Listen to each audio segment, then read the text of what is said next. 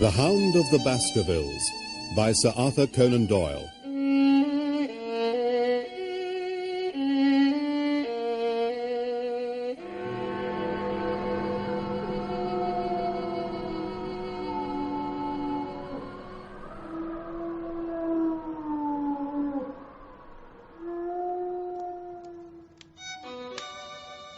Well, Watson, what do you make of it? How did you know what I was doing, Holmes? I believe you have eyes in the back of your head. I have at least a well-polished, silver-plated coffee pot in front of me. But tell me, Watson, what do you make of our visitor's stick?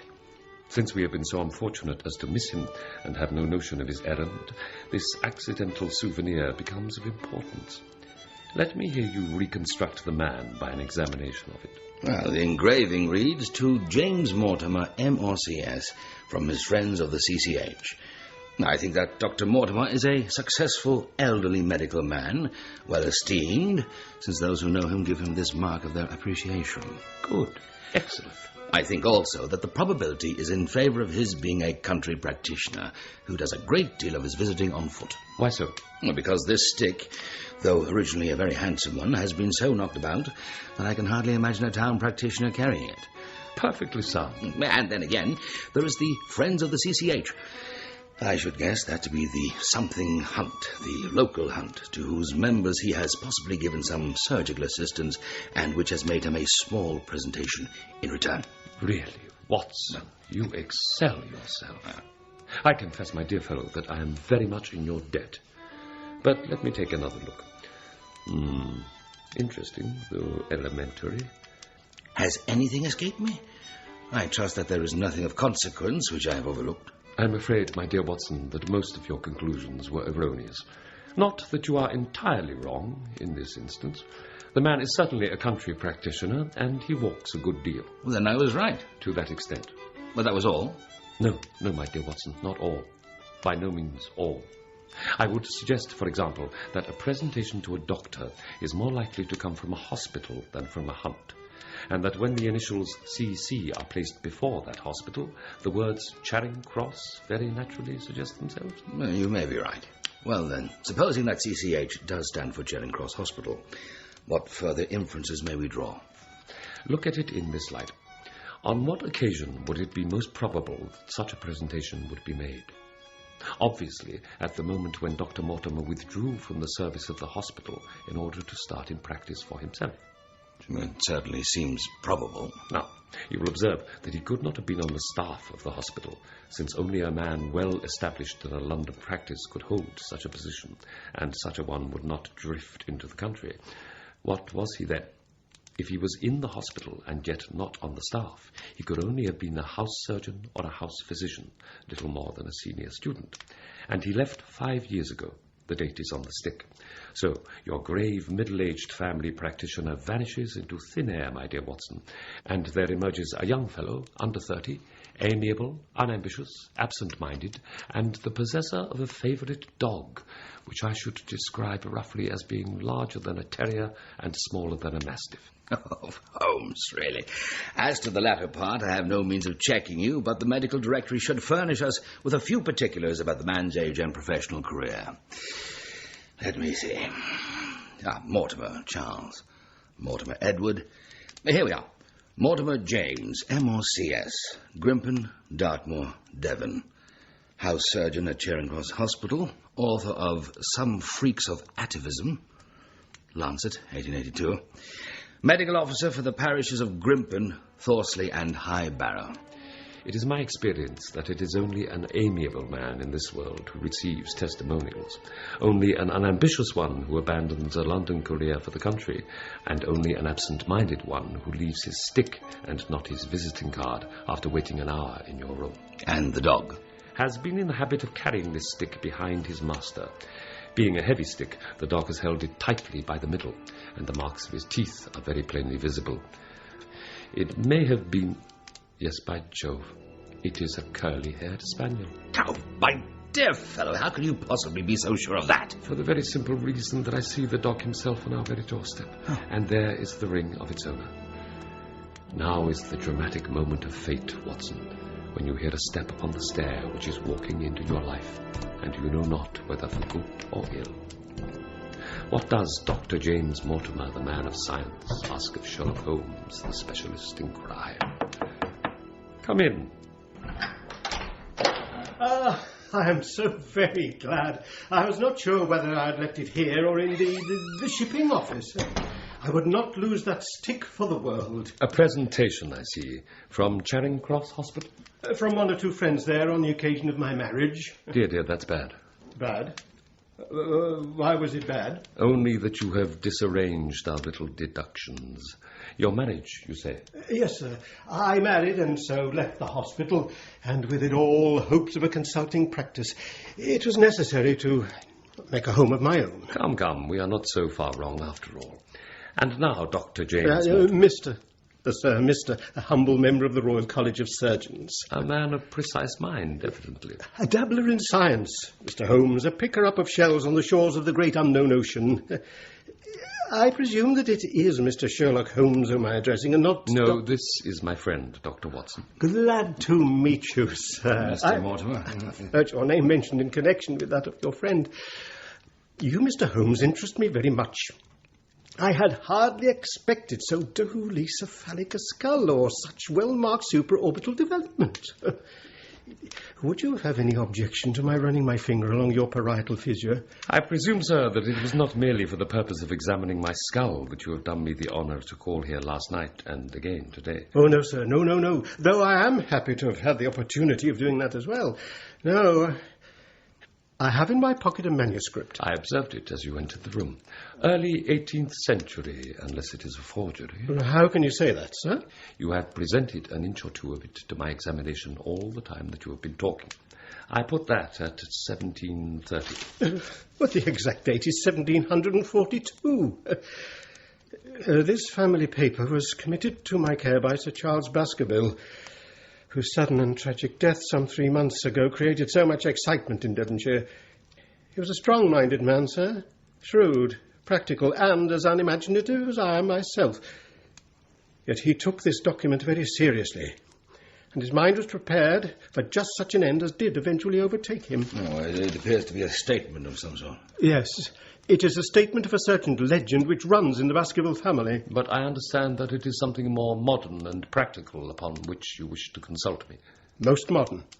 A most practical, pressing matter which must be decided within 24 hours.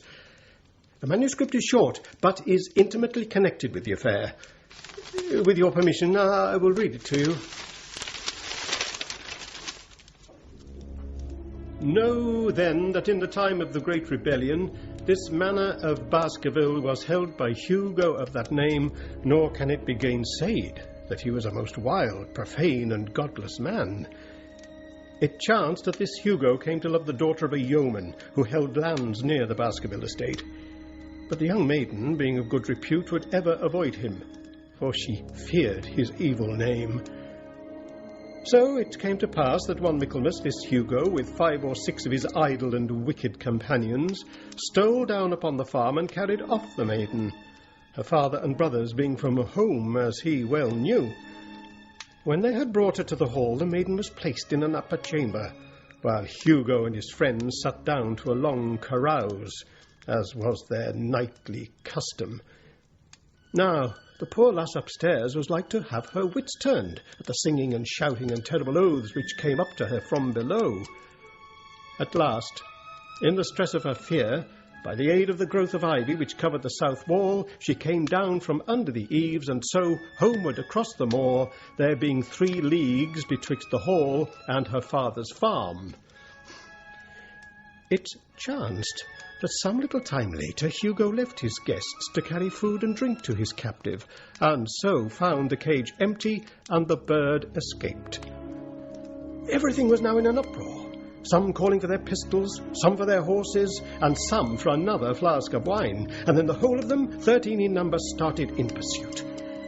But soon their skins turned cold, for there came a galloping across the moor Hugo's black mare, dabbled with white froth. It went past with trailing bridle and empty saddle. Then the revellers rode close together, for a great fear was on them. Riding slowly in this fashion, they came at last upon the hounds. These, though known for their valour and breed, were whimpering in a cluster at the head of a deep dip upon the moor, some slinking away and some with starting hackles and staring eyes gazing down the narrow valley before them. It opened out into a broad space in which stood two of those great stones which were set by certain forgotten peoples in the days of old. The moon was shining bright upon the clearing. There in the centre lay the unhappy maid, where she had fallen, dead of fear and of fatigue. Oh, but it was not the sight of her body, nor yet was it that of the body of Hugo Baskerville lying near her, which raised the head upon the heads of these three daredevil roisterers. Standing over Hugo and plucking at his throat, there stood a foul thing, a great black beast, shaped like a hound, yet larger than any hound that ever mortal eye had rested upon. And even as they looked, the thing tore the throat out of Hugo Baskerville, and as it turned its blazing eyes and dripping jaws upon them, the three shrieked with fear and rode for dear life, still screaming across the moor. One, it is said, died that very night of what he had seen, and the other, twain, were but broken men for the rest of their days. Such is the tale of the coming of the hound, which is said to have plagued the family so sorely ever since. Nor can it be denied that many of the family have been unhappy in their deaths, which have been sudden, bloody, and mysterious. Yet may we shelter ourselves in the infinite goodness of Providence, to which I hereby commend you, and I counsel you, by way of caution, to forbear from crossing the moor in those dark hours when the powers of evil are exalted. The Hound of the Baskervilles by Sir Arthur Conan Doyle.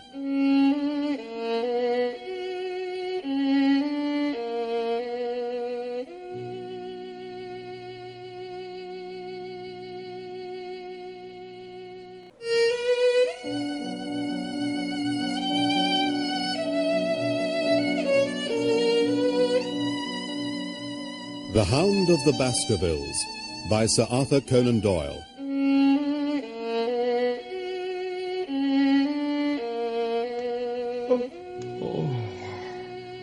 Well, Do you not find it interesting? to a collector of fairy tales. Very well, Mr. Holmes, we will give you something a little more recent. This is the Devon County Chronicle of May the 14th of this year.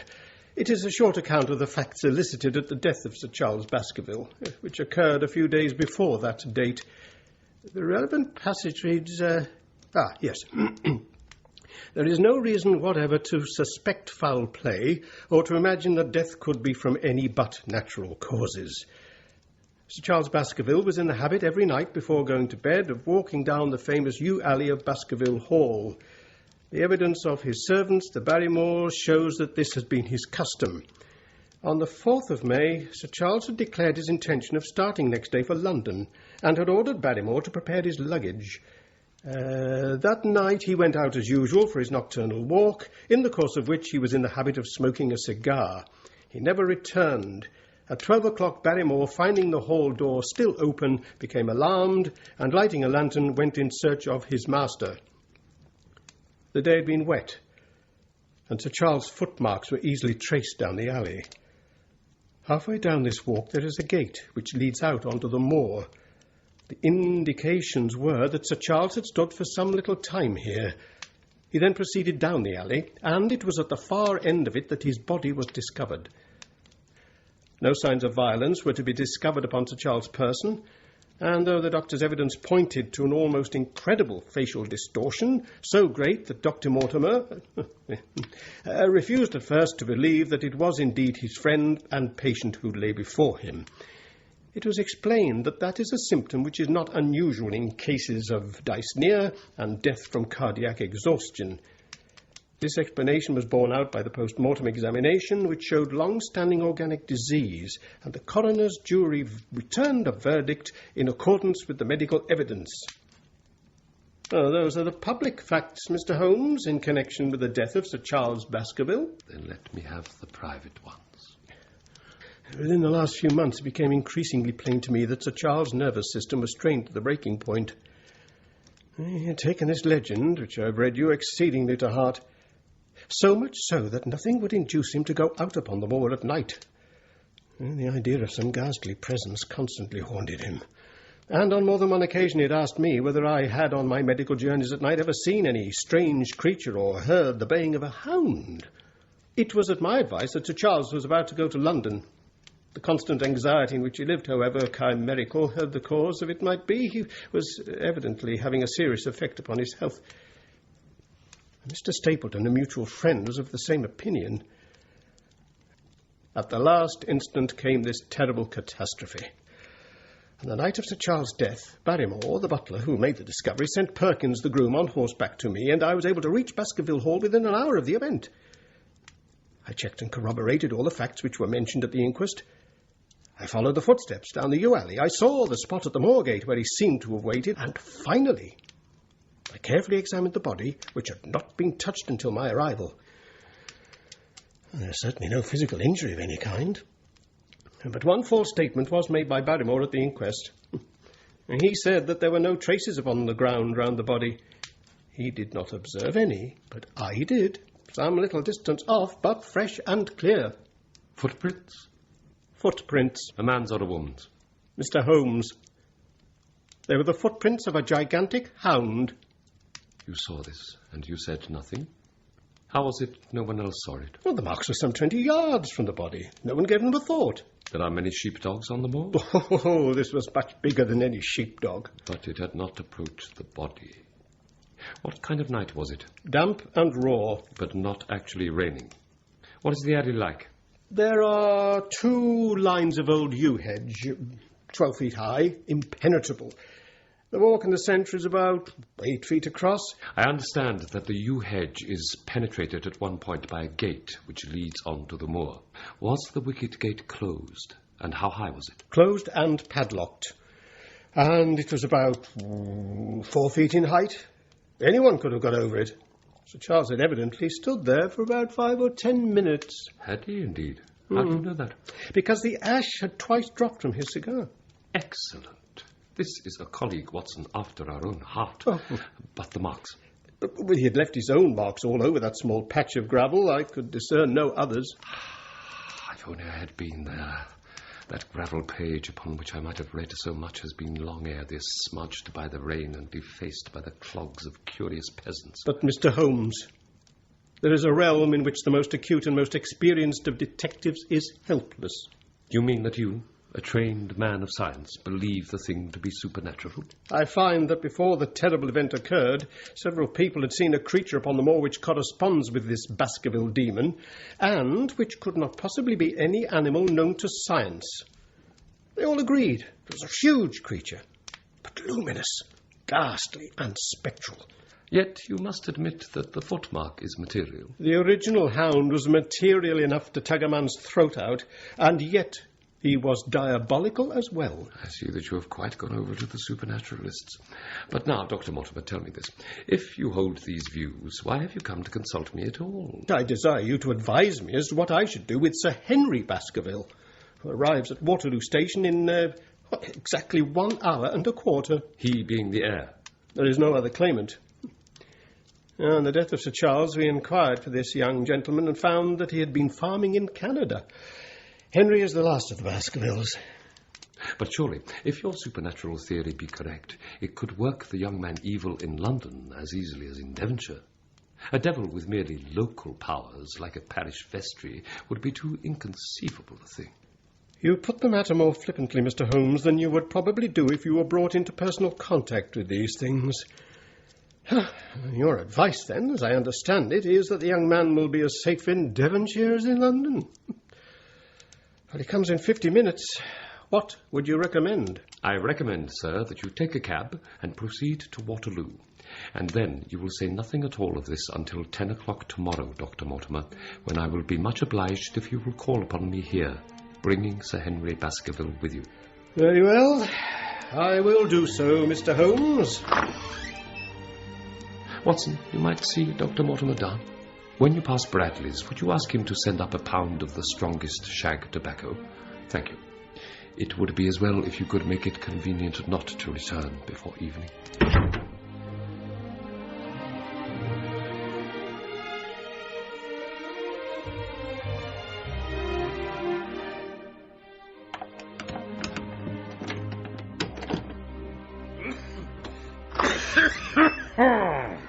What the devil? Not cold, Watson. No, it's this poisonous atmosphere. Let me open a window. You have been at your club all day, I perceive. My dear Holmes, how in... There is a delightful freshness about you, Watson, which makes it a pleasure to exercise any small powers which I possess at your expense. A gentleman goes forth on a showery and miry day. He returns immaculate in the evening, with the gloss still on his hat and his boots. He has been a fixture, therefore, all day. He is not a man with intimate friends. Where, then, could he have been? Is it not obvious? Well, it is rather obvious, and I see 2 empty coffee pots, not to mention the clouds of smoke and this empty tobacco pouch. Am I to conclude that you have been a fixture also? In body only. In spirit, I have been to Devonshire.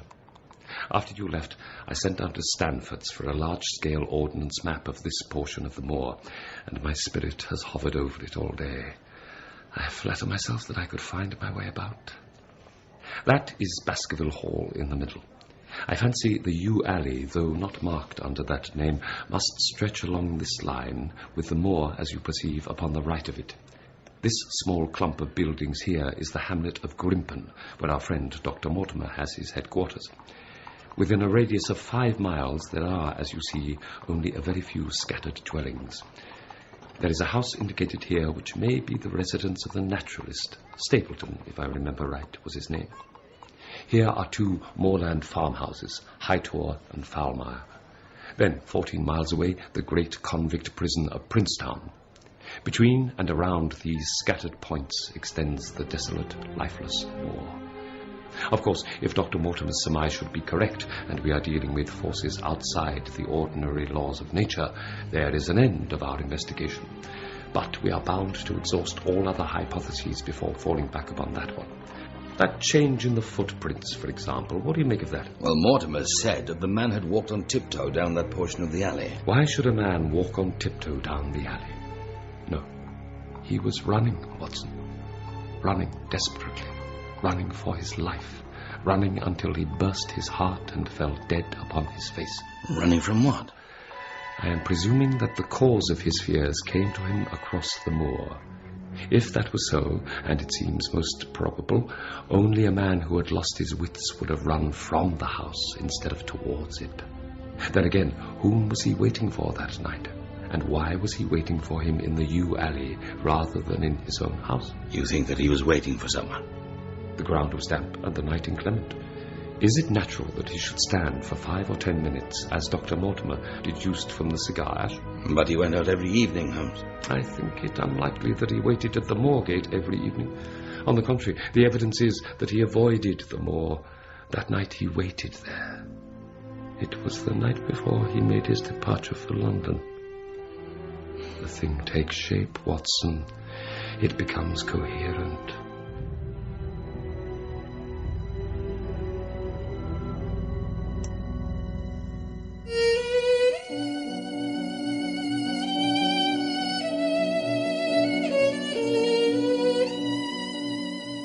The Hound of the Baskervilles by Sir Arthur Conan Doyle.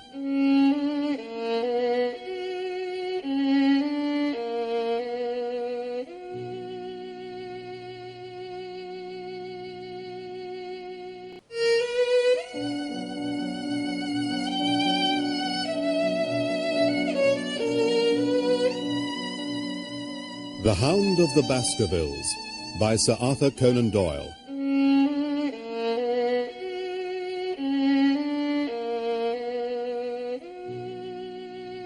This is Sir Henry Baskerville. Why, yes. And the strange thing is, Mr. Sherlock Holmes, that if my friend here had not proposed coming round to you this morning, I should have come on my own account. It was this letter, if you can call it a letter, which reached me this morning. The address, Sir Henry Baskerville, Northumberland Hotel. The postmark, Charing Cross. and the date of posting last evening. Who knew that you were going to the Northumberland Hotel? No one could have known. We only decided after I met Dr. Mortimer. But Dr. Mortimer was no doubt already stopping there. No. I'd been staying with a friend. There was no possible indication that we intended to go to this hotel. What do you make of it, Watson? Well, all the words have been cut out and pasted onto a sheet of foolscap. But for the word more. Read it. As you value your life or your reason, keep away from the moor. Now, perhaps you will tell me, Mr. Holmes, what in thunder is the meaning of that? And who is it that takes so much interest in my affairs? By all means, Sir Henry. Might I trouble you for yesterday's Times, Watson?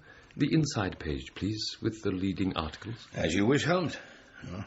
Capital article, this on free trade. Permit me to give you an extract from it.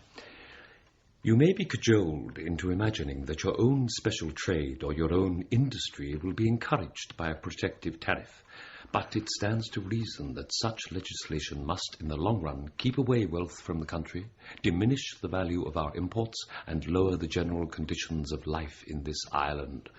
What do you think of that, Watson? Don't you think that is an admirable sentiment? No, I confess that I see no connection. And yet, my dear Watson, there is so very close a connection that the one is extracted out of the other. You, your, life, reason, value, keep away from the. Don't you see now whence these words have been taken? By thunder, you're right. Well, if that isn't smart. If any possible doubt remained, it is settled by the fact that keep away and from the are cut out in one piece. Really, Mr. Holmes, this exceeds anything which I could have imagined. I could understand anyone saying that the words were from a newspaper, but that you should name which, and add that it came from the leading article, is really one of the most remarkable things which I've ever known.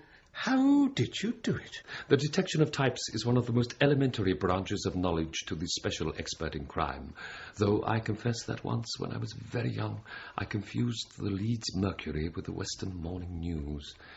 But a Times leader is entirely distinctive. But I want to know why the word more should have been written. Because he could not find it in print.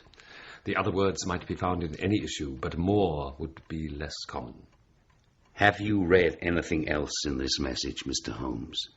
The address, you observe, is printed in rough characters, but the Times is a paper which is seldom found in any hands but those of the highly educated. We may take it, therefore, that the letter was composed by an educated man who wished to pose as an uneducated one, and that his effort to conceal his own writing suggests that that writing might be known or come to be known by you. How in the world can you say that? The pen has spluttered twice in a single word and has run dry 3 times in a short address, showing that there was very little ink in the bottle. Now, a private pen or ink bottle is seldom allowed to be in such a state, but you know the hotel ink and the hotel pen, where it is rare to get anything else? Yes, I have very little hesitation in saying that could we examine the waste paper baskets of the hotels around Charing Cross until we found the remains of the mutilated Times leader, we could lay our hands straight upon the person who sent this singular message. And now, Sir Henry, has anything else of interest happened to you since you have been in London? You have not observed anyone follow or watch you? I seem to have walked right into the thick of a dime novel. Why in thunder should anyone follow or watch me? Anything out of the ordinary occur? I don't know much of British life yet, for I've spent nearly all of my time in the States and in Canada. But I hope that to lose one of your boots is not part of the ordinary routine of life over here. My dear sir, what is the use of troubling Mr. Holmes with trifles of this kind? Do you suppose that will become one of his most illustrious adventures? The case of the missing boot? Nevertheless, new boots, were they? I did a great deal of shopping yesterday. If I am to be squire down at Baskerville Hall, I must look the part. They cost me $6, those brown boots. And one was stolen before I had them on my feet. Well, it may be nothing.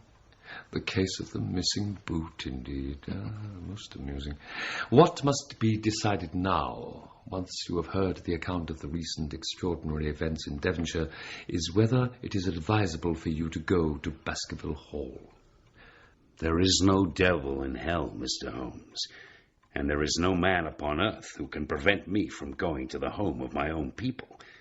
and you may take that to be my final answer. Now, I intend to walk back right away to my hotel. Au revoir, and good morning. Your hat and boots, Watson. Quick, not a moment to lose.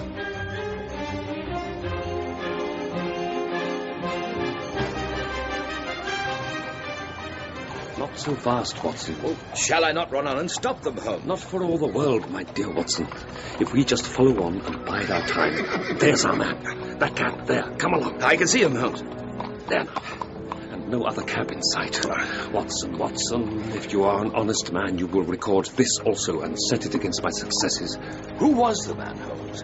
I made out only his black beard. I also, which makes me suspect it was false. But whoever it be, he is clever, Watson. Clearly, this is the man who has been shadowing Baskerville from his first day in town. How else could it have been known so quickly that he was staying at the Northumberland? When our friends left, I felt sure they would be tailed, but so wily was their shadow, he had availed himself of a cab, with the attendant advantages of speed and distance, and one signal disadvantage. It puts him in the power of the cabman. What a pity we did not get the number. My dear Watson, clumsy as I have been, you surely do not imagine that I neglected to get the number. Number 2704 is our man. Very well. We must act, Watson. We must act. And so we did. First at the nearest district messenger office. Now, Cartwright. There are the names of 23 hotels here, all in the immediate neighbourhood of Charing Cross. Do you see? Yes, sir. You will begin in each case by giving the outside porter 1 shilling. Here are 23 shillings. You will tell him that you want to see the waste paper of yesterday. An important telegram has miscarried and you are looking for it. You understand? Yes, sir. But what you are really looking for is the centre page of the Times with some holes cut in it with scissors. Here is a copy of the Times. It is this page. You could easily recognise it, could you not? The odds are enormously against your finding it. There are 10 shillings over in case of emergencies. Let me have a report by wire at Baker Street before evening. Then at the Northumberland Hotel. Hello, my dear fellow. What on earth is the matter? By thunder, if that chap can't find my other missing boot, there will be trouble. I only had 3 pairs in the world. The new brown, the old black, and the patent leathers which I am wearing. Last night they took one of my brown ones, and today they have sneaked one of the black. And then at the luncheon table. This case of yours is very complex, Sir Henry. Mortimer, have you among your neighbours or acquaintances on Dartmoor any man with a black, full beard? Barrymore, Sir Charles Butler, is a man with a full black beard. Where is Barrymore? He is in charge of the hall. We had best ascertain if he is really there or if by any possibility he might be in London. Give me a telegraph form. Is all ready for Sir Henry? That will do. Address to Mr. Barrymore, Baskerville Hall. What is the nearest telegraph office? Oh, Grimpen.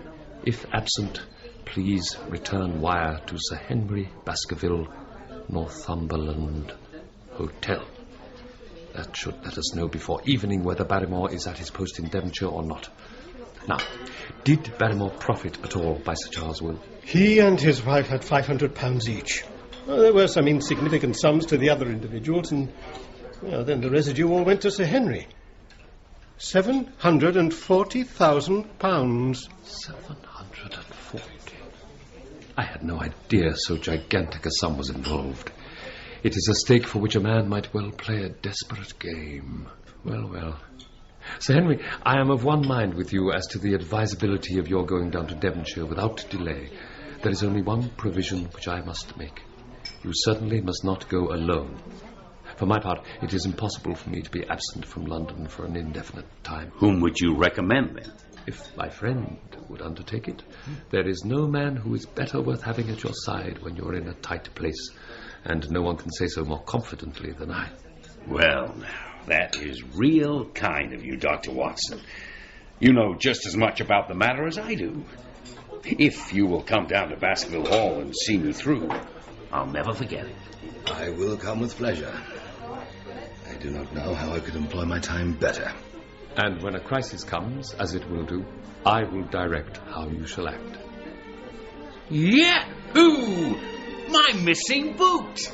May all our difficulties vanish as easily.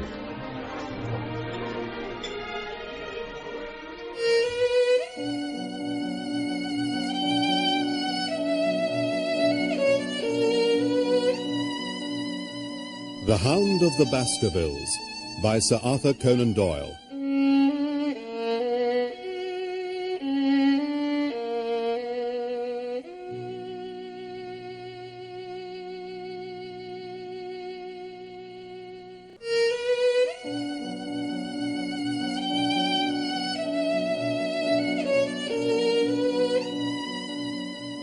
The Hound of the Baskervilles by Sir Arthur Conan Doyle.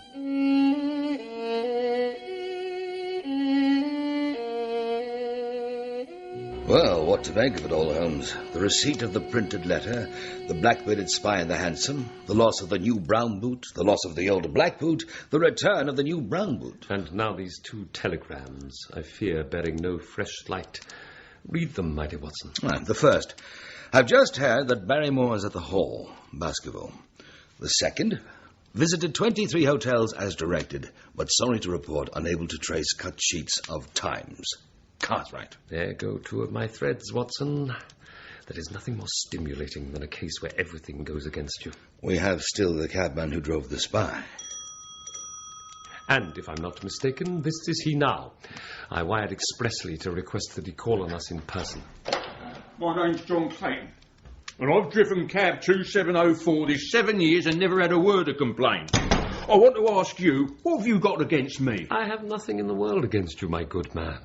On the contrary, I have half a sovereign for you if you give me a clear answer to my questions. Oh, well now, this is turning out a good day and no mistake, eh?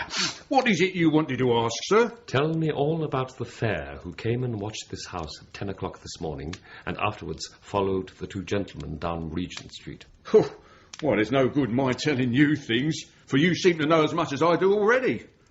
The truth is that the gentleman told me he was a detective and that I was to say nothing about him to anyone. And what did this detective call himself? He said his name was Sherlock Holmes. Ha, ha, ha, ha. A touch, Watson. Yes. An undeniable touch. I feel a foil as quick and supple as my own. So, his name was Sherlock Holmes, was it? And how would you describe Mr. Sherlock Holmes? Well, I put him at 40 years of age, and he was of a middle height. He was dressed like a toff, and he had a black beard, cut square at the end, and a pale face. Well then, here is your half-sovereign. There's another one waiting for you if you can bring any more information. Good night. The cunning rascal. He knew our number, knew that Sir Henry Baskerville had consulted me, spotted who I was in Regent Street, conjectured that I had got the number of the cab and would lay my hands on the driver, and so sent back this audacious message. I tell you, Watson, this time we have got a foeman who is worthy of our steel. I've been checkmated in London. I can only wish you better luck in Devonshire. But it's an ugly business, Watson. An ugly, dangerous business. And the more I see of it, the less I like it. Yes, my dear fellow, you may laugh. But I give you my word that I shall be very glad to have you back safe and sound in Baker Street once more.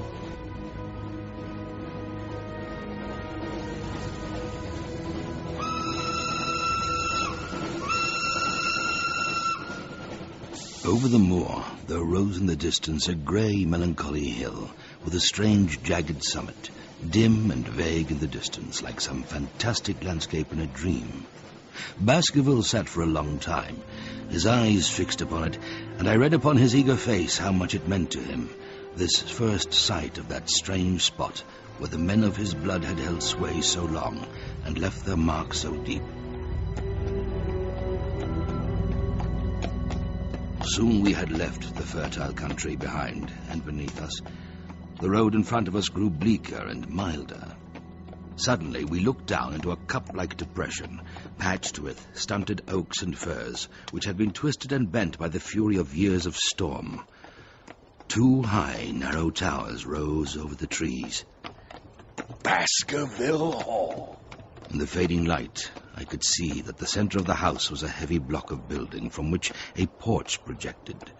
The whole front was draped in ivy, with a patch clipped bare here and there, where a window or a coat of arms broke through the dark veil.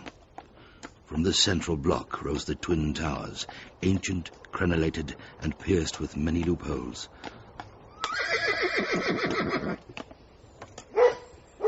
Welcome, Sir Henry. Welcome to Baskerville Hall. The Barrymores. You're in good hands now. You don't mind my driving straight home, Sir Henry. My wife is expecting me. Well, goodbye, and I'll never hesitate, night or day, to send for me if I can be of service. The high, thin window of old stained glass. The oak paneling. The stags' heads, the coats of arms upon the walls. It's just as I imagined it. To think that this should be the same hall in which for 500 years my people have lived. Sir Henry, my wife and I will be happy to stay with you until you have made your fresh arrangements. But you will understand that under the new conditions, this house will require a considerable staff. But your family have been with us for several generations, have they not? I should be sorry to begin my life here by breaking an old family connection. I feel that also, sir, and so does my wife. But to tell the truth, sir, we were both very much attached to Sir Charles, and his death gave us a shock. I fear that we shall never again be easy in our minds at Baskerville Hall. And now, sir, perhaps I'd best show you to your rooms. I suggest we retire early. Things may well seem brighter in the morning. I say, what was that soldier watching for on the moor? Did Mortimer say? A convict escaped from Princetown, name of Selden. A bad hat? Altogether bad. The Notting Hill murderer. Sherlock Holmes took a most particular interest in his crimes, on account of the peculiar ferocity and wanton brutality with which they were enacted. A somber thought to take with us to our beds. Let's hope the morning does indeed bring us cheer.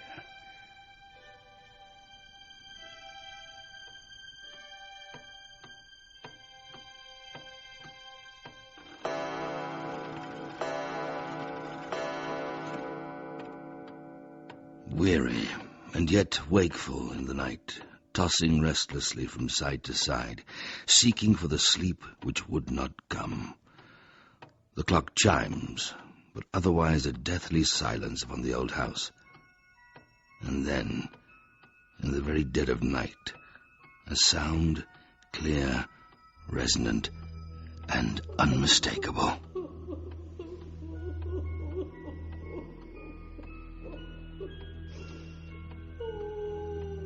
The noise could not be far away, certainly in the house. For half an hour I wait with every nerve on the alert, but there comes no other sound save the chiming clock and the rustle of the ivy on the wall.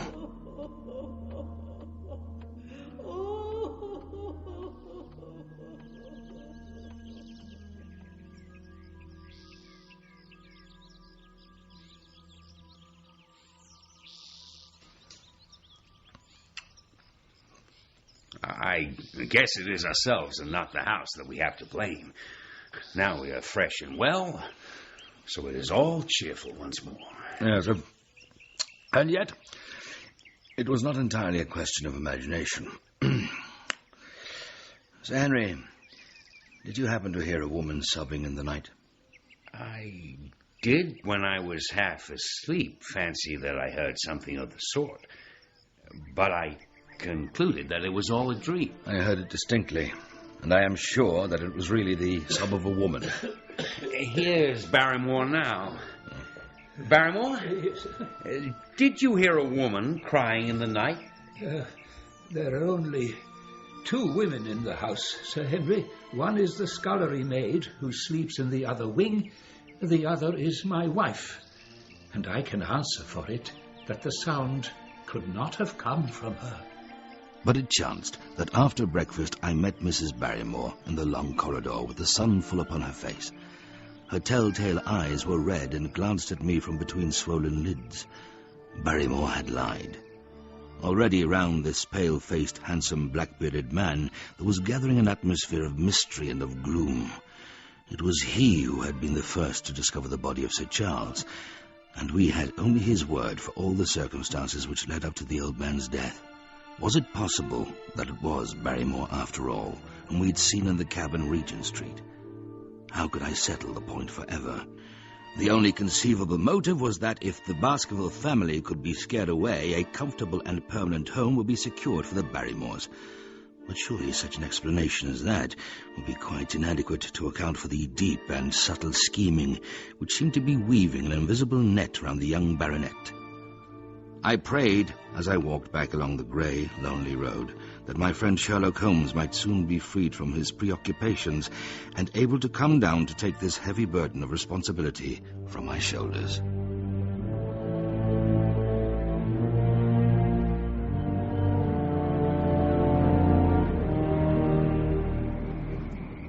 I say, Dr. Watson! Hello? Dr. Watson! Sir? You will, I am sure, excuse my presumption, Dr. Watson. Here on the moor we are homely folk and do not wait for formal introductions. You may possibly have heard my name from our mutual friend Mortimer. I am Stapleton, of Merripit House. Your net and box would have told me as much, for I knew that Mr. Stapleton was a naturalist. But how did you know me? Oh, I've been calling on Mortimer, and he pointed you out to me from the window of his surgery. I trust that Sir Henry is none the worse for his journey. He is very well, thank you. We were all rather afraid that after the sad death of Sir Charles, the new baronet might refuse to live here. Sir Henry has, I suppose, no superstitious fears in the matter. But of course you know the legend of the fiend dog which haunts the family. I have heard of it, yes. It's extraordinary how credulous the peasants are about here. Any number of them are ready to swear that they have seen such a creature upon the moor. The story took a great hold upon the imagination of Sir Charles, and I have no doubt that it led to his tragic end. You think, then, that some dog pursued Sir Charles and that he died of fright in consequence? Have you any better explanation? Oh, and what about Mr. Sherlock Holmes? What? But how did you... It is useless for us to pretend that we do not know you, Dr. Watson. May I ask, is he going to honour us with a visit himself? He cannot leave town at present. He has other cases which engage his attention. What a pity. But as to your own researches, if there is any possible way in which I can be of service to you, I trust that you will command me. I assure you that I am simply here upon a visit to my friend Sir Henry, and that I need no help of any kind. Excellent. You are perfectly right to be wary and discreet. No, I am justly reproved for what I feel was an unjustifiable intrusion. Look here, a moderate walk along this moor path brings us to Merripit House. Perhaps you will spare an hour that I may have the pleasure of introducing you to my sister. Very well. You never tire of the moor. You cannot think the wonderful secrets which it contains. So vast, so barren, so mysterious. I've only been here 2 years, but my tastes led me to explore every part of the country round. And I should think that there are few men who know it better than I do. Is it hard to know? Oh, very hard. You see, for example, this great plain to the north here with the queer hills breaking out of it. Now, you would naturally think it a rare place for a gallop. And the thought has cost several their lives before now. You notice those bright green spots scattered thickly over it? Yes, they seem more fertile than the rest. Well, that is the great Grimpen Mire.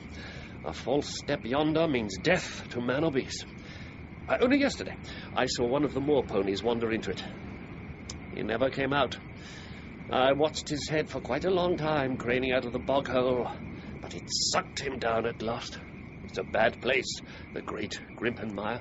And you say you can penetrate it? Oh, yes, there are 1 or 2 paths which a very active man can take. I have found them out. But why would you wish to go into so horrible a place?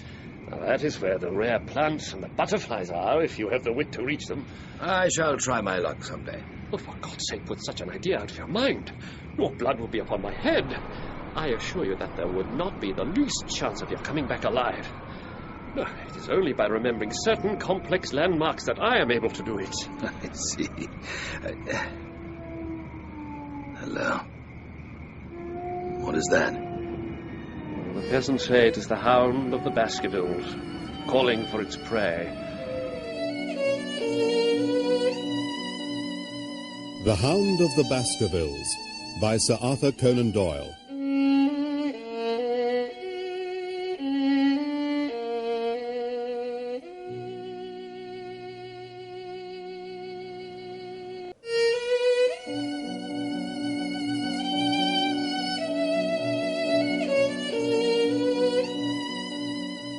The Hound of the Baskervilles by Sir Arthur Conan Doyle.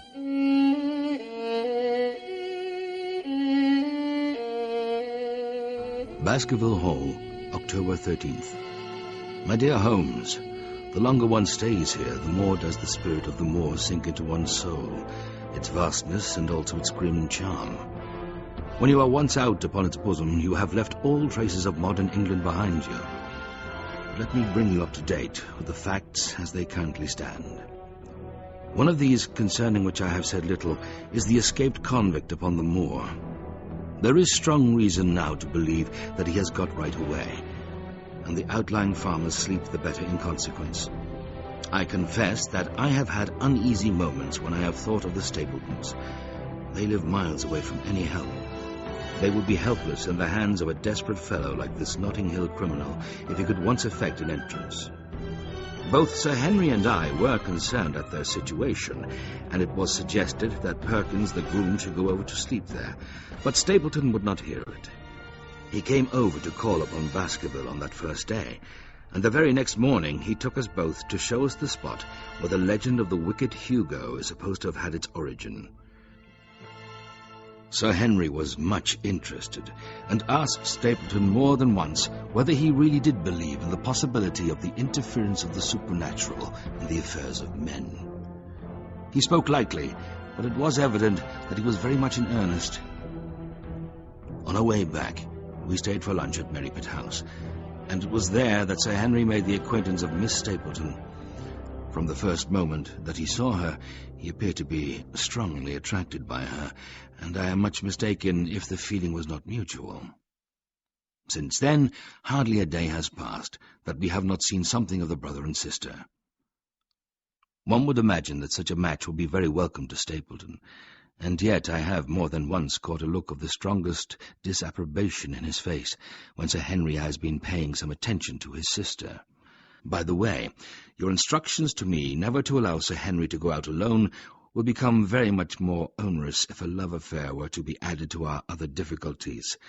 My popularity would soon suffer if I were to carry out your orders to the letter. One other neighbour I have met since I wrote last. This is Mr. Frankland of Laughter Hall.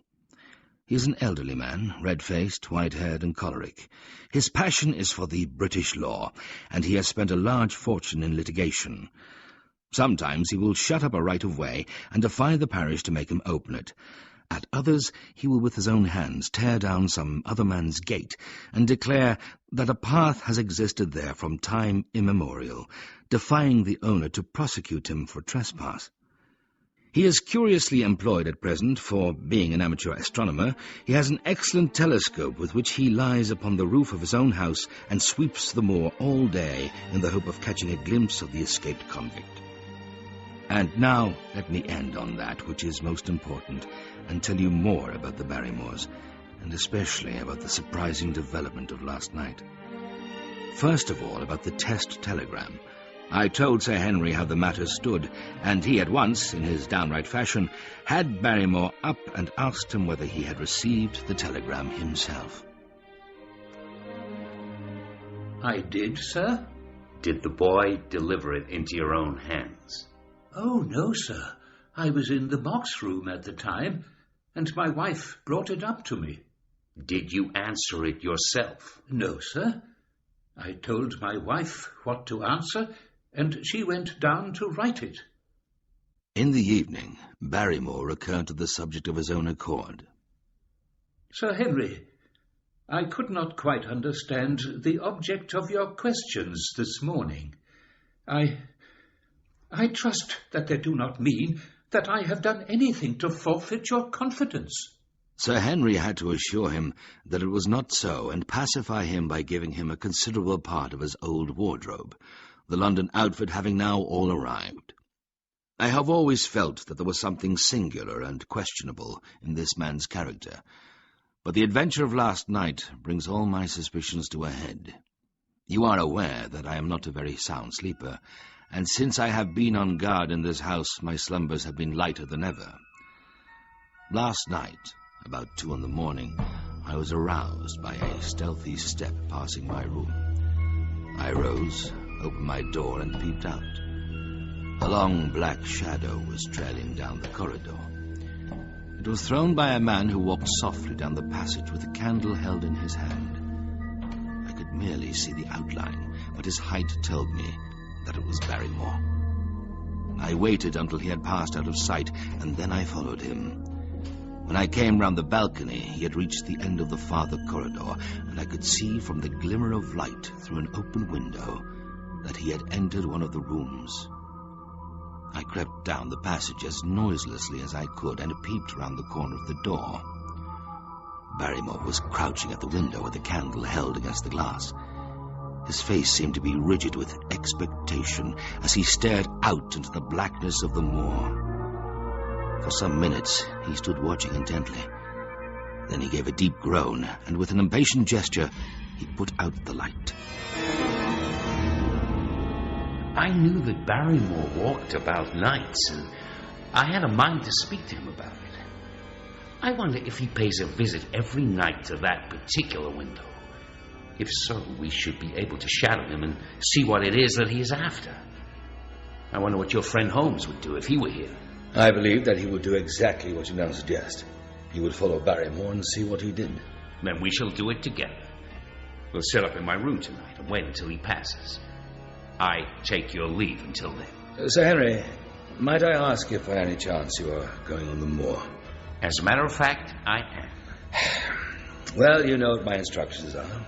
My dear fellow, Holmes, with all his wisdom, did not foresee some things which have happened since I have been down here. You understand me? I'm sure that you are the last man in the world who would wish to be a spoilsport. I must go out alone. Of course, I knew instantly that our friend referred to Miss Stapleton. It put me in a most awkward position. I was at a loss what to say or what to do, and before I had made up my mind, he picked up his cane and was gone. But quickly my conscience reproached me bitterly for having on any pretext allowed him to go out of my sight. I set off at once along the road, in the direction of Merrypit House, until I came to the point where the moor path branches off. Thence I saw him at once. He was on the moor path about a quarter of a mile off, and a lady was by his side who could only be Miss Stapleton. It was clear that there was already an understanding between them, and that they had met by appointment. They had halted on the path and were standing, deeply absorbed in their conversation, and I was suddenly aware that I was not the only witness of their interview. A wisp of green floating in the air caught my eye, and another glance showed me that it was carried on a stick by a man who was moving among the broken ground. It was Stapleton, with his butterfly net. He was running wildly towards them, his absurd net dangling behind him. He gesticulated and almost danced with excitement in front of the lovers. What the scene meant, I could not imagine, but it seemed to me that Stapleton was abusing Sir Henry, who offered explanations, which became more angry as the other refused to accept them. The lady stood by in haughty silence. Finally, Stapleton turned upon his heel and beckoned in a peremptory way to his sister, who, after an irresolute glance at Sir Henry, walked off by the side of her brother. Deeply ashamed to have witnessed so intimate a scene without my friend's knowledge, I ran down the hill and met him at the bottom. Hello, Watson. Did you see him come out on us? Did he ever strike you as being crazy? I can't say that he ever did. Well, I always thought him sane enough until today. But you can take it from me that either he or I ought to be in a straitjacket. What was I doing with the lady? How dared I offer her attentions which were distasteful to her? Did I think that because I was a baronet I could do what I liked? I lost my temper too, and I answered him rather more hotly than I should, perhaps. Just tell me what it all means, Watson, and I'll owe you more than ever I can hope to pay. I tried one or two explanations, but indeed I was completely puzzled myself. And now I pass on to another thread which I have extricated out of the tangled skein. The mystery of the sobs in the night, of the tear-stained face of Mrs. Barrymore, of the secret journey of the butler to the western lattice window, all these things have by one night's work been thoroughly cleared. I sat up with Sir Henry in his rooms, smoking cigarettes without making the least sound. It was incredible how slowly the hours crawled by. 1 struck, and 2, and we had almost given it up in despair, when in an instant we both sat bolt upright in our chairs. We had heard the creak of a step in the passage. We were just in time to catch a glimpse of the tall, black-bearded figure as he passed through the same door as before, and the light of the candle framed it in the darkness and shot one single yellow beam across the gloom of the corridor. When at last we reached the door and peeped through, we found him crouching at the window, candle in hand, his white, intent face pressed against the pane, exactly as I had seen him 2 nights before. What are you doing here, Barrymore? Nothing, sir. Nothing. It was the window, sir. I go round at night to see that they are fastened. Come now. No lies. What were you doing at that window? I was doing no harm, sir. I was holding a candle to the window. And why were you holding a candle to the window? Don't ask me, Sir Henry. Don't ask me. It is not my secret, and I cannot tell it. He must have been holding it at the window as a signal. Right, let us see if there was any answer. Ah, there it is. A light in the black. No, sir, it is nothing. Nothing at all, I assure you, sir. Move your light across the window, Watson. See, the other moves also. Now, you rascal, do you deny that it is a signal? Come, speak up. It is my business, sir, and not yours. I will not tell. Then you leave my employment right away. Your family has lived with mine for over 100 years under this roof. And here I find you deep in some dark plot against me. No, sir, no, not against you. We have to go, Eliza. This is the end of it. You can pack our things. Oh, John, have I brought you to this?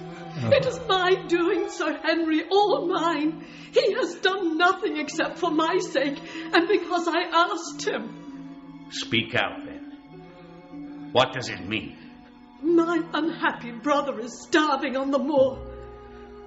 We cannot let him perish at our very gates. The light is a signal to him that food is ready for him, and his light out yonder is to show the spot to which to bring it. Then your brother is... The escaped convict, sir. Selden, the criminal, and he is my younger brother. We humoured him too much when he was a lad and gave him his own way in everything until he came to think that the world was made for his pleasure and that he could do what he liked in it. From crime to crime he sank lower and lower until it is only the mercy of God which has snatched him from the scaffold.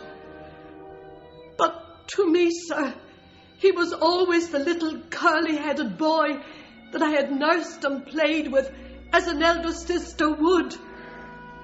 When he dragged himself here one night, weary and starving, with the warders hard at his heels, what could we do? We took him in and fed him and cared for him. Then you returned, sir, and my brother thought he would be safer on the moor than anywhere else until the hue and cry was over. So he lay in hiding there. That is the whole truth, as I am an honest Christian woman. and you will see that if there is blame in the matter, it does not lie with my husband, but with me, for whose sake he has done all that he has. Well, Barrymore, I cannot blame you for standing by your own wife. Forget what I have said. Yes, sir. Go to your room, you two, and we shall talk further about this matter in the morning.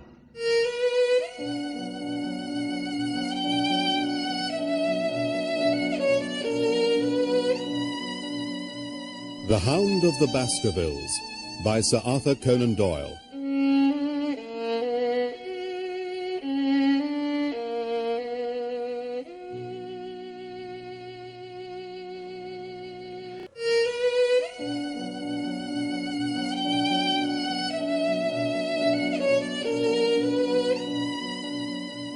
The Hound of the Baskervilles by Sir Arthur Conan Doyle.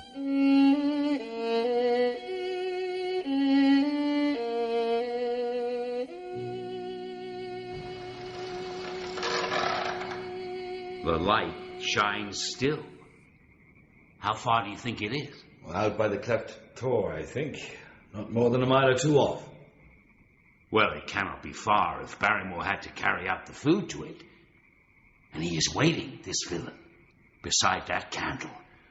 By thunder, Watson, I am going out to take that man. I got my revolver, and in 5 minutes we were outside the door, starting upon our expedition, the night air heavy with the thick autumn smell of damp and decay. The light still burned steadily in front. We must close in on him rapidly, Sir Henry, for he is said to be a desperate fellow. I say, Watson, what would Holmes say to this? How about that hour of darkness in which the power of evil is exalted? What was that, Watson? I don't know. It's a sound they have on the moor. I heard it once before. Watson, it was the cry of a hound. What do they call this sound? Who?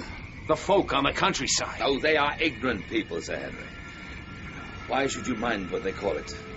Tell me, Watson, what do they say of it? They say it is the cry of the Hound of the Baskervilles. Yes, the Hound it was. I'm not a child. You need not fear to speak the truth. Can there be some truth in all these stories? Is it possible that I'm really in danger from so dark a cause? You don't believe it, do you, Watson? No. And yet, it was one thing to laugh about it in London. It is another to stand out here in the darkness of the moor and to hear such a cry as that. Shall we turn back? No. By thunder, we have come out to get our man, and we will do it. We after the convict, and a hellhound, as likely as not, after us. Come on. We'll see it through. If all the fiends of the pit were loose upon the moor.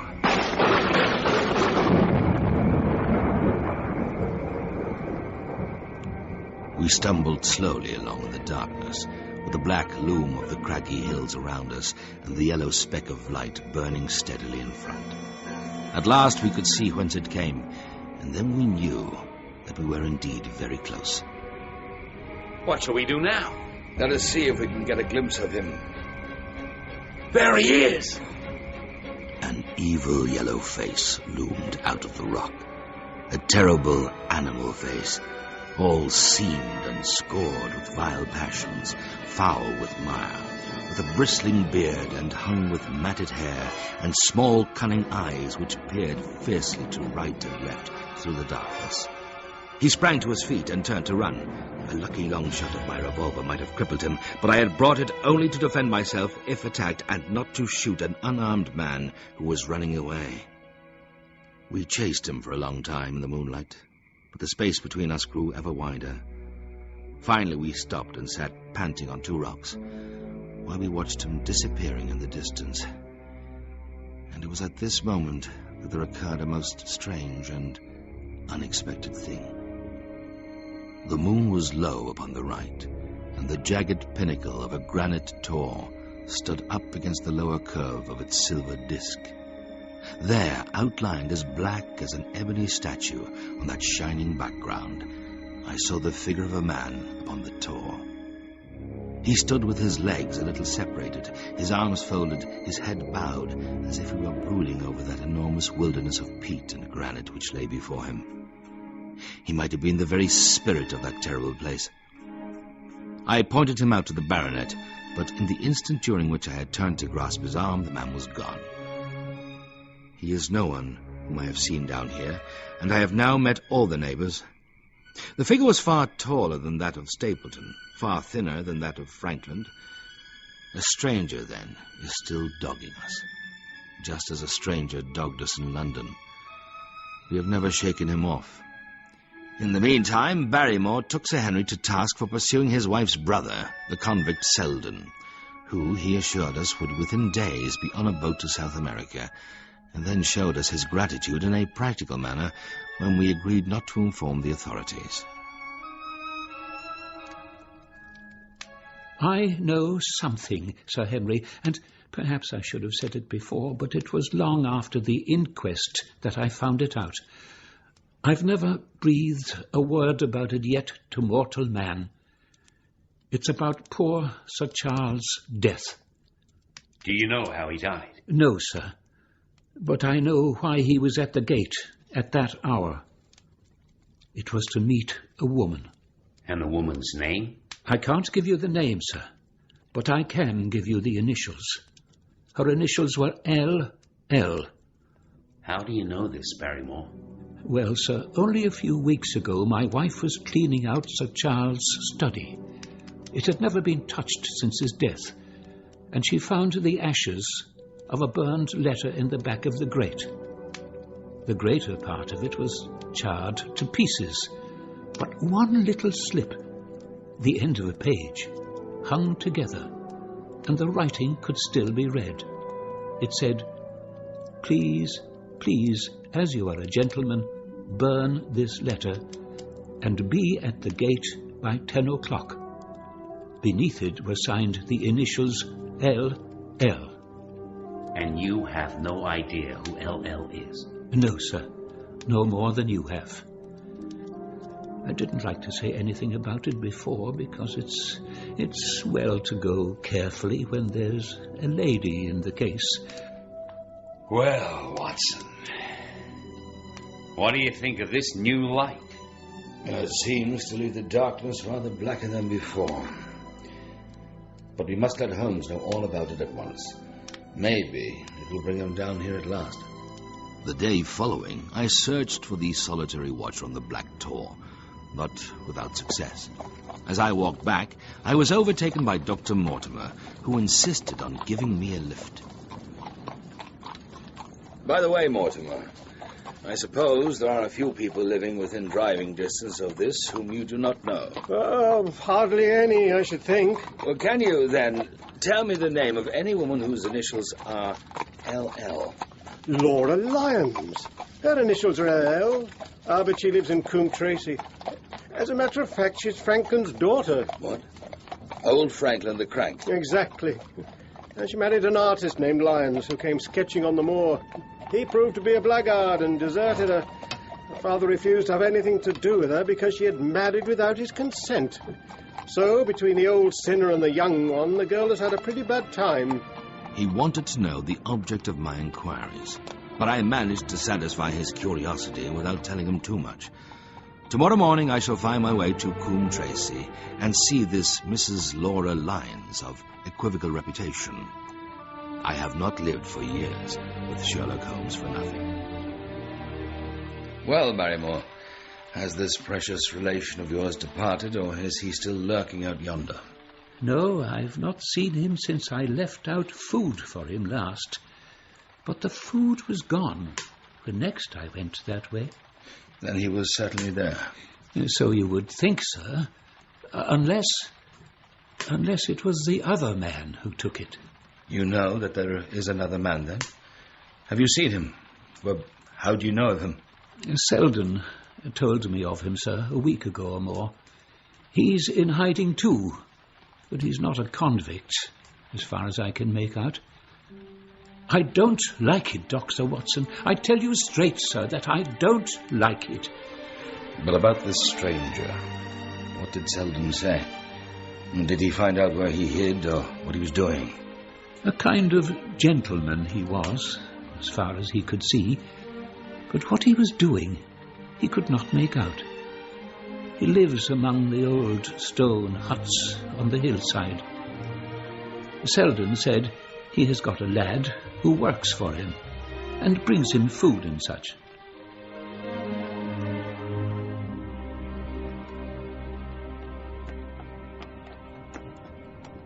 It is a wild night indoors, and what must it be in a stone hut upon the moor? What passion of hatred can it be which leads a man to lurk in such a place at such a time? I swear that another day shall not have passed before I have done all that man can do to reach the heart of the mystery. When I reached Coombe Tracy, I told Perkins to put up the horses, and I made inquiries for Laura Lynes. I had no difficulty in finding her rooms, which were central and well appointed. She eventually and reluctantly conceded that Sir Charles Baskerville, through the agency of Mr. Stapleton, had helped her, but hotly denied she had ever written to him requesting a meeting. Really, sir, this is a very extraordinary question, to which my unequivocal answer is certainly not. Not on the very day of Sir Charles's death? No. Well, surely your memory deceives you. I could even quote a passage of your letter. It ran, "Please, please, as you are a gentleman, burn this letter, and be at the gate by 10 o'clock. Is there no such thing as a gentleman? You do Sir Charles an injustice. He did burn the letter, but sometimes a letter may be legible even when burned. You acknowledge now that you wrote it? Yes, I did write it. Why should I deny it? I have no reason to be ashamed of it. I wished him to help me, but I never kept the appointment. Mrs. Lynes? No. I swear it to you on all I hold sacred. I never went. Something intervened to prevent my going. And what was that? The matter is a very private one. The more reason why you should avoid a public investigation. I will tell you then. If you have heard anything of my unhappy history, you will know that I made a rash marriage and had reason to regret it. My life has been one incessant persecution from a husband whom I abhor. At the time that I wrote this letter to Sir Charles, I had learned that there was a prospect of my regaining my freedom if certain expenses could be met. I knew Sir Charles's generosity, and I thought that if he heard the story from my own lips, he would help me. Then how is it that you did not go? Because I received help in the interval from another source. And why then did you not write to Sir Charles and explain this? So I should have done, had I not seen his death in the paper next morning.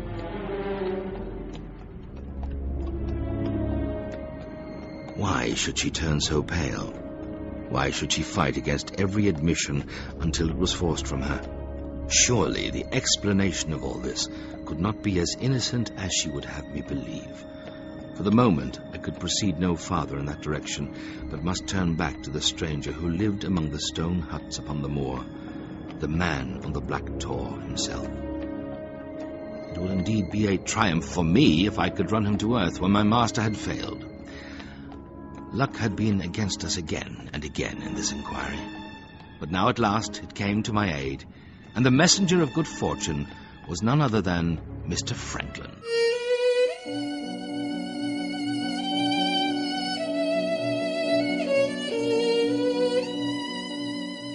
The Hound of the Baskervilles by Sir Arthur Conan Doyle.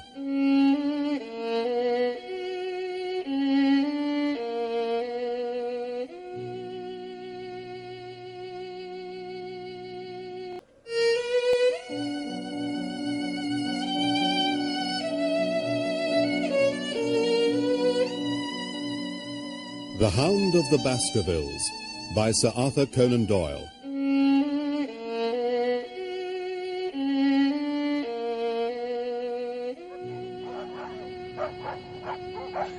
Good day, Dr. Watson. Mr. Franklin.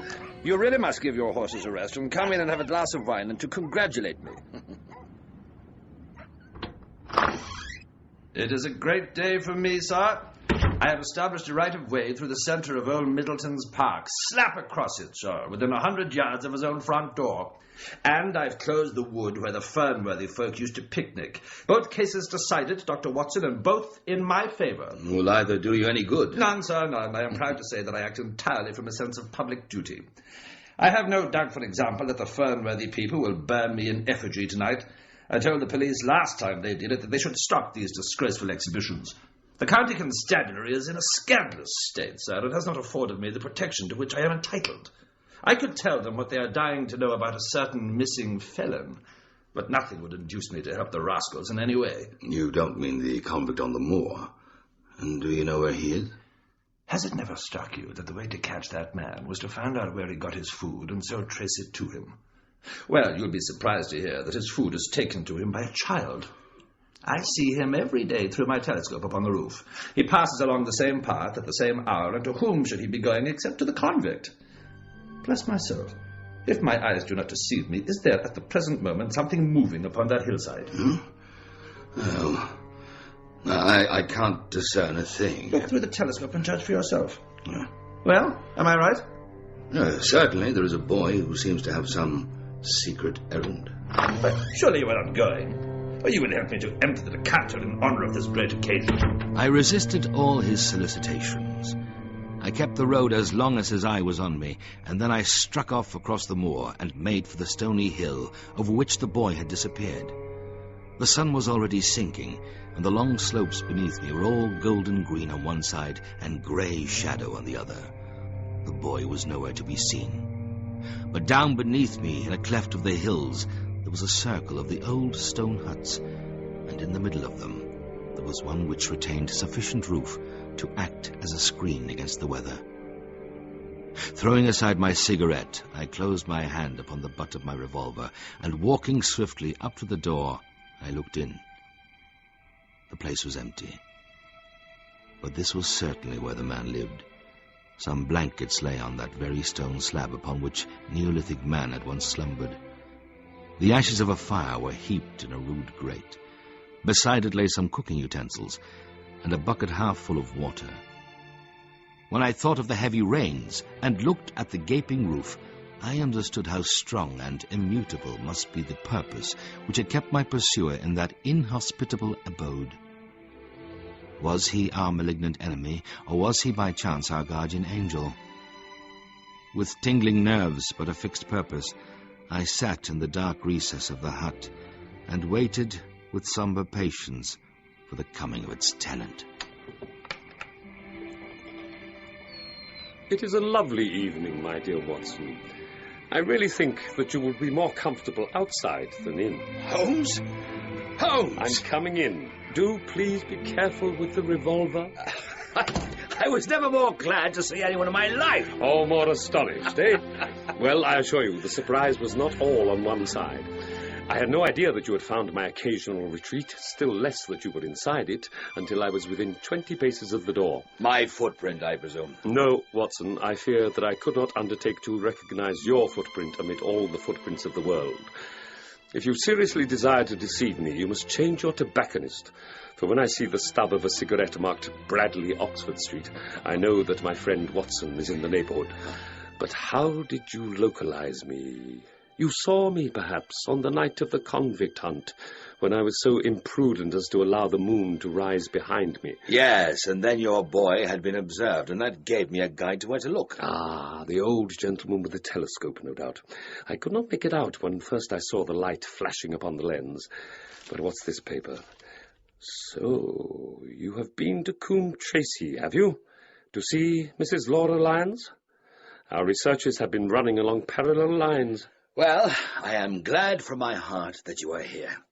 But how in the name of wonder did you come? I thought you were in Baker Street working out that case of blackmailing. That was what I wished you to think. Well, then you used me, and yet do not trust me. I think that I have deserved better at your hands, Holmes. Why keep me in the dark? For you to know could not have helped and might possibly have led to my discovery. I brought Cartwright down with me. You remember, the little chap at the express office? Yes. And he has seen after my simple wants. A loaf of bread and a clean collar. What does man want more? He has given me an extra pair of eyes upon a very active pair of feet, and both have been invaluable. Then my reports have all been wasted. Here are your reports, my dear fellow, and very well thumbed, I assure you. I must compliment you exceedingly upon the zeal and intelligence which you have shown over an extraordinarily difficult case. Well, I was still rather raw over the deception which had been practiced upon me, but the warmth of Holmes' praise soon drove my anger from my mind. The sun was setting, and dusk settled over the moor as I told Holmes of my conversation with Mrs. Laura Lyons. So interested was he that I had to repeat some of it twice before he was satisfied. This is most important. It fills up a gap which I had been unable to bridge in this most complex affair. You are aware, perhaps, that a close intimacy exists between this lady and the man Stapleton. I did not know of a close intimacy. They meet, they write. There is a complete understanding between them. Now, this puts a very powerful weapon into our hands. If I could only use it to detach his wife. His wife? The lady who has passed here as Miss Stapleton is, in reality, his wife. Good heavens, Holmes. Are you sure of what you say? Well, how could he have permitted Sir Henry to fall in love with her? He took particular care that Sir Henry did not make love to her, as you yourself have observed. But why this elaborate deception? Because he foresaw that she would be very much more useful to him in the character of a free woman. It is he, then, who is our enemy. It is he who dogged us in London. And the warning? Well, it must have come from her. Exactly. But how do you know that the woman is his wife? Because he so far forgot himself as to tell you the actual truth. That he was once a schoolmaster in the north of England. A little investigation showed me that a school had come to grief under atrocious circumstances, and that the man who had owned it, the name was different, had disappeared with his wife. The descriptions agreed. When I learned that the missing man was devoted to entomology, the identification was complete. One last question, Holmes. What is the meaning of it all? What is he after? It is murder, Watson. Refined, cold-blooded, deliberate murder. But my nets are closing upon him, even as his are upon Sir Henry. There is but one danger which can threaten us. It is that he should strike before we are ready to do so. Another day, 2 at most, and I have my case complete. But until then, guard your charge as closely as ever a fond mother watched her ailing child. Hark! What is it? What does it mean? Hush! Hush! Which way, Watson? Which way? Here, Holmes. Here. No, there. The hound. Come, Watson, come. Great heavens, if we are too late. He has beaten us, Watson. We are too late. No, surely not. But by heaven, if the worst has happened, we'll avenge him. Can you see anything? Nothing. But hark. What is that? I see him, Holmes. This way. That brown tweed suit he wore the first day in Baker Street. It's Sir Henry. The brute! The brute! Oh, Holmes, I shall never forgive myself for having left him to his fate. I am more to blame than you, Watson. In order to have my case well-rounded and complete, I have thrown away the life of my client. It is the greatest blow which has befallen me in my career. But how could I know that he would risk his life alone upon the moor in the face of all my warnings? That we should have heard his screams and yet have been unable to save him. Where is the brute of a hound which drove him to his death? It may be lurking among these rocks at this instant. And Stapleton, where is he? He shall answer for this deed. He shall. I will see to that. But now we have to prove the connection between the man and the beast. Save from what we heard, we cannot even swear to the existence of the latter. But by heavens, cunning as he is, the fellow shall be in my power before another day is past. Why should we not seize him at once? It is not what we know, but what we can prove. If we make one false move, the villain may escape us yet. Tonight, we can only perform the last offices to our poor friend. We must send for help, Holmes. We cannot carry him all the way to the hall. Good heavens, are you mad? yes, Watson. Mad with relief. A beard. A beard. The man has a beard. It is not the baronet. It is... Why, it is my neighbour, the convict. But how? Of course, the clothes. Sir Henry made his old wardrobe over to Barrymore, and Barrymore evidently passed it on in order to help Selden in his escape. Then the clothes have been the poor devil's death.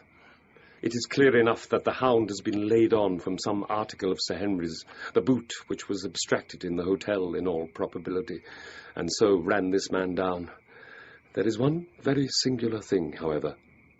How came Selden in this darkness to know that the Hound was on his trail? He heard him. To hear a hound upon the moor would not work a hard man like this convict into such a paroxysm of terror that he would risk recapture by screaming wildly for help. By his cries, he must have run a long way after he knew the animal was on his track. How did he know? Hello, Holmes. By all that's wonderful and audacious, what's this? It's the man himself. Not a word to show your suspicion. Why, Dr. Watson, you are the last man that I should have expected to see out on the moor at this time of night. Oh, dear me, what's this? Somebody hurt? Oh, no, don't tell me that it is our friend, Sir Henry.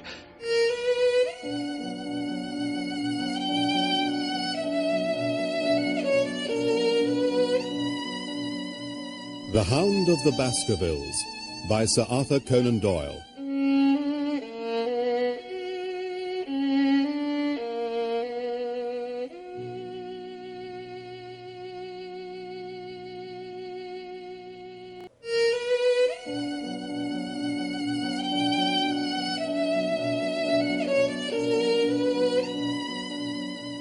The Hound of the Baskervilles by Sir Arthur Conan Doyle.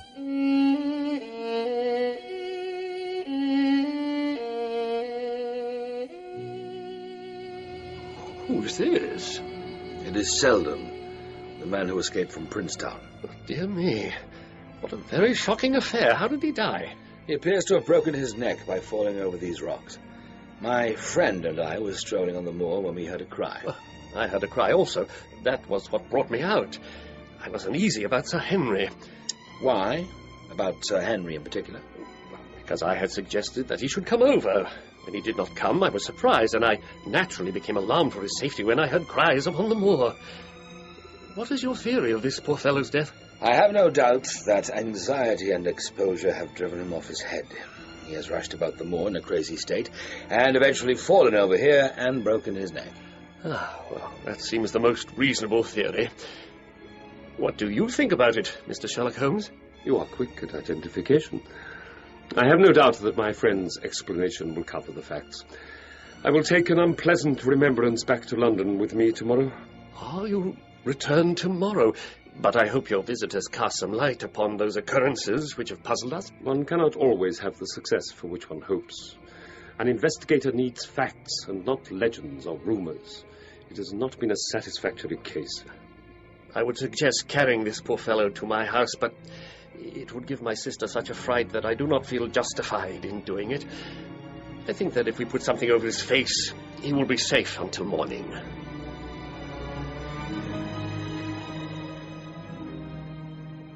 I suppose you could call it justice of a kind. To his sister, he'll always be the little child who clung onto her hand. Evil indeed is the man who has not one woman to mourn him. By the way, I don't suppose you appreciate that we have been mourning over you as having broken your neck. This poor wretch was dressed in your clothes. I fear your servant who gave them to him may get into trouble with the police. That is unlikely. There was no mark on any of them, as far as I know. That's lucky for him. In fact, it's lucky for all of you. I'm not sure that as a conscientious detective, my first duty is not to arrest the whole household. Watson's reports are most incriminating documents. But, Sir Henry, tell me about these portraits. All family, I presume? Barrymore has been coaching me in them. This cavalier opposite to me, the one with the black velvet and the lace. You have a right to know about him. That is the cause of all the mischief. The wicked Hugo, who started the Hound of the Baskervilles. We're not likely to forget him. Later, when Sir Henry had gone to his room, Holmes led me back into the banqueting hall, his bedroom candle in his hand, and held it up against the time-stained portrait on the wall. I looked at the broad-plumed hat, the curling lovelocks, the white lace collar, and the straight, severe face which was framed between them.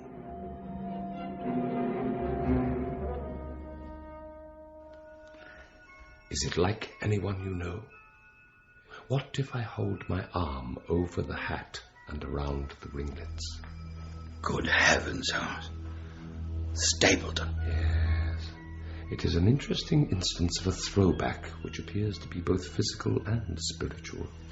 The fellow is a Baskerville, that is evident. With designs upon the succession. Exactly. We have him, Watson. We have him. A pin, a cork, and a card, and we add him to the Baker Street collection.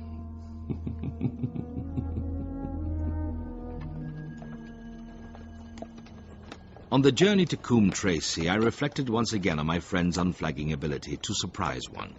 Having charged me with never letting Sir Henry out of my sight, what did Holmes announce this morning? Not only that he and I should make haste to London, for reasons he refused to make clear, thus leaving the baronet completely unattended, but that Sir Henry should drive to Merrypit House and then inform the Stapletons that he intended to walk back along the moor, the very course of action he had repeatedly counselled against. Both the baronet and I were left completely bewildered by this program, but when it comes to Sherlock Holmes, my experience has been that there is nothing for it but implicit obedience. Only one more incident before our interview with Mrs. Laura Lyons is worthy of note. Upon our arrival at Coombe Tracy, Holmes received a telegram which read, "Wire received. Coming down with unsigned warrant. Arrive 5:40. Lestrade."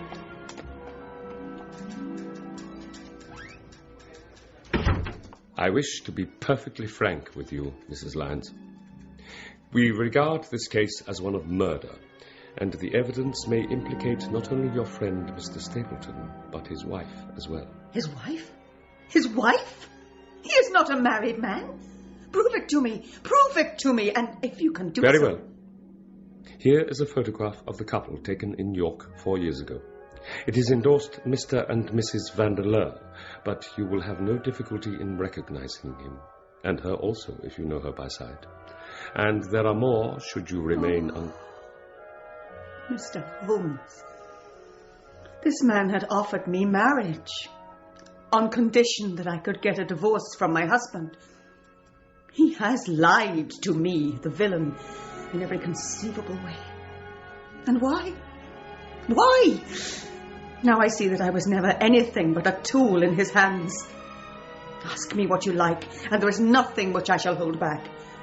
One thing I swear to you, and that is that when I wrote the letter, I never dreamed of any harm to Sir Charles, who had been my kindest friend. The sending of this letter was suggested to you by Stapleton. I presume that the reason he gave was that you would receive help from Sir Charles for the legal expenses connected with your divorce. Exactly. And then after you had sent the letter, he dissuaded you from keeping the appointment. You heard nothing until you read the reports of the death in the paper. But you must have had your suspicions. I knew him. But if he had kept faith with me, God forgive me, I should always have done so with him.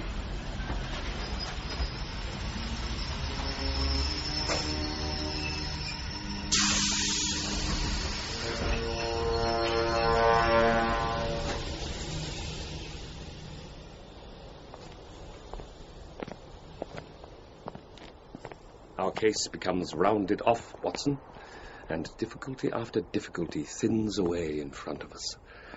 I shall soon be in the position of being able to put into a single connected narrative one of the most singular and sensational crimes of modern times. Inspector Lestrade. Oh, Mr. Holmes. Anything good? The biggest thing for years, Lestrade. Let's take the London fog out of your throat by giving you a breath of the pure night air of Dartmoor.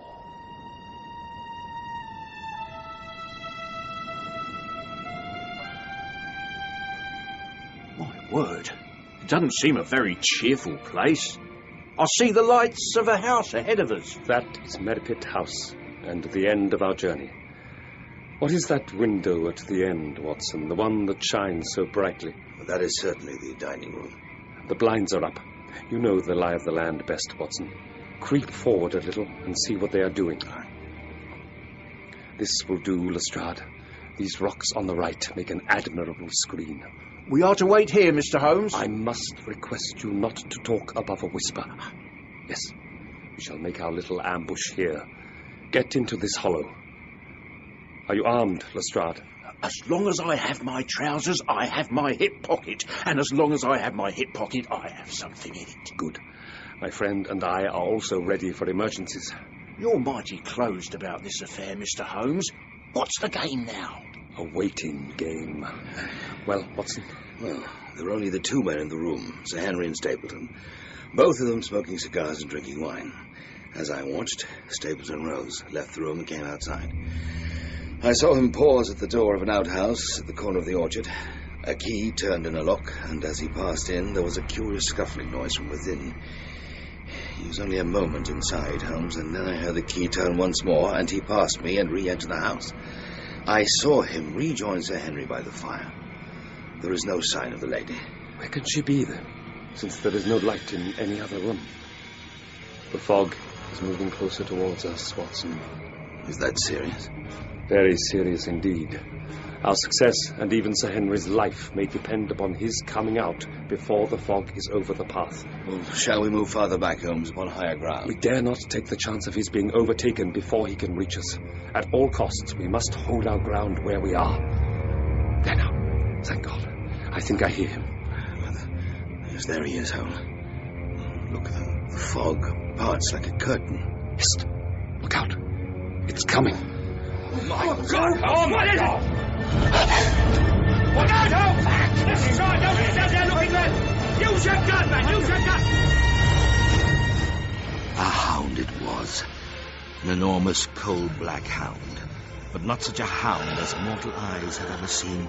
Fire burst from its mouth. Its eyes glowed with a smouldering glare. Its muzzle and hackles and dewlap were outlined in flickering flame. With long bounds, the huge black creature was leaping down the track, following hard upon the footsteps of our friend. So paralyzed were we by the apparition that we allowed him to pass before we had recovered our nerve. Never, in the delirious dream of a disordered brain, could anything more savage, more appalling, more hellish be conceived than that dark form and savage face which broke upon us out of the wall of fog. We still need a kill. Follow me, Watson.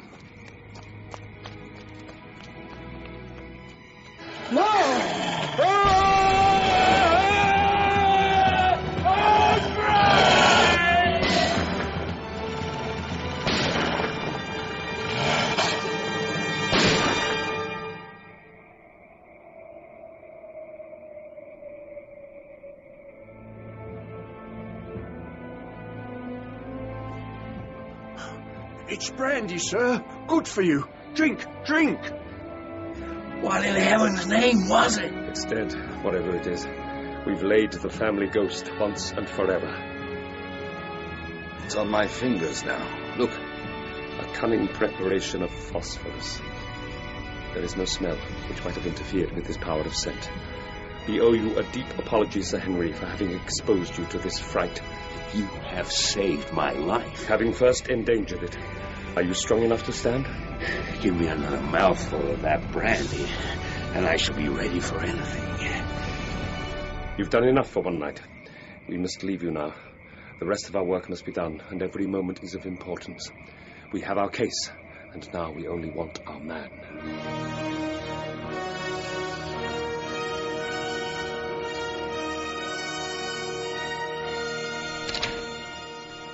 It's 1,000 to 1 against our finding you here. Those shots must have told him the game was up. But we'll search the house and make sure. Someone in here. I can hear a movement. Hey! Open this door! The walls were lined by a number of glass-topped cases full of Stapleton's collection of butterflies and moths. In the center of the room, there was an upright beam to which a figure was tied. A towel passed round the throat. Another covered the lower part of the face. Over it, 2 dark eyes. Eyes full of grief and shame and a dreadful questioning stared back at us. The brute. Here, Lestrade, your brandy bottle. Put her in the chair. She has fainted from ill usage and exhaustion.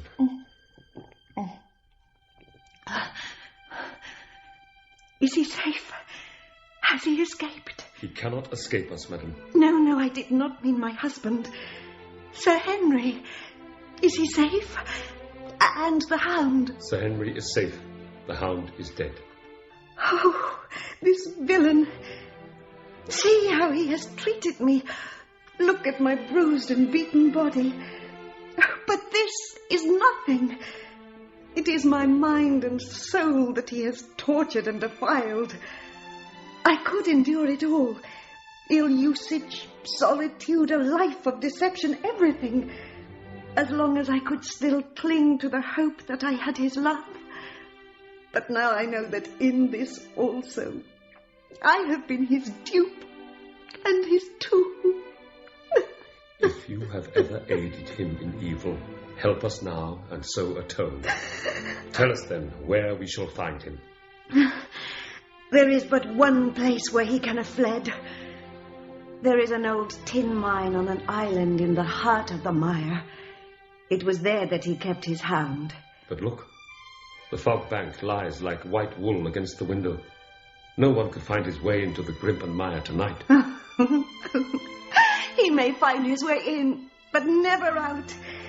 How can he see the guiding wands tonight? We planted them together to mark the pathway through the mire. Oh, if only I could have plucked them out today. Then indeed you would have had him at your mercy.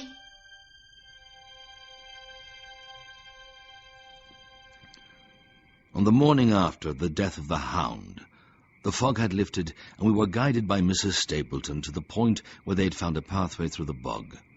From the end of the widespread bog, a small wand planted here and there showed where the path zigzagged among rank reeds and slimy, malodorous water plants, while a false step plunged us more than once thigh-deep into the dark, quivering mire. From amid a tuft of cotton grass which bore it up out of the slime, some dark thing was projecting. Holmes sank to his waist as he stepped from the path to seize it, and had we not been there to drag him out, he could never have set his foot upon firm land again. He held an old black boot in the air. Myers, Toronto, was printed on the leather inside. It is worth a mud bath. It is our friend Sir Henry's missing boot. Thrown there by Stapleton in his flight. Exactly. He retained it in his hand after using it to set the Hound upon the track.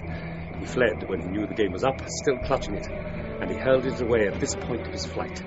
We know at least that he came so far in safety. But more than that, we were never destined to know. Many traces we found of him on the bog-girt island where he had hid his savage ally. In the crumbling remains of a miner's cottage, a staple and chain with a quantity of gnawed bones showed where the animal had been confined. Well, I do not know that this place contains any secret which we have not already fathomed. This paste in the tin is no doubt the luminous mixture with which the creature was daubed. No wonder the poor devil of a convict ran and screamed, even as our friend did, and as we ourselves might have done when he saw such a creature bounding through the darkness of the moor upon his track. I said it in London, Watson, and I say it again now, that never yet have we helped to hunt down a more dangerous man than he who, in the foul slime of this huge morass, remains buried forever.